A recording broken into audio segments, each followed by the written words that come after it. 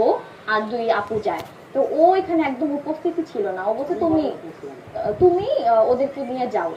তা আমি ঋতু আর আপুর আমার সাথে যাই, যাওয়ার পর দেখি ওখানে পুলিশ আর হচ্ছে এলাকা ভিত্তিক কিছু মানুষ ছিল।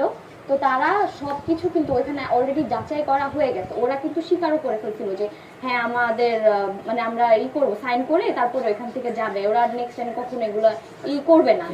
হ্যাঁ, এই মুহূর্তে যে তারা অনেক বাজে সিন ক্রিয়েট করে ফেলে, যখন আমাকে আর ঋতুকে দেখে দেখে ওইখান থেকে তারা এরা আসছে কেন, এরা কারা, এরা মানে অনেক বাজে ব্যবহার করে ওইখানে আমাদের সাথে।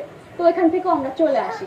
তো ওদেরকে তখন পুলিশ বলছে, যেটা ওরাও বলছে যে পুলিশ ওদেরকে একদম সুরক্ষা ভাবে নামানোর চেষ্টা করে। তো তারা যখন নেমে যায়, তো আমরা ফ্যামিলি যেহেতু অনেক মেম্বার ছিলাম তো সবাই নামে। তো পরে আমি আর ঋতু নামার জন্য যাই আর কি। তো এর মধ্যে তখন তো তারা নেমে অলরেডি হচ্ছে কি বলে বাইকে উঠে চলে যাচ্ছিল। তো তখন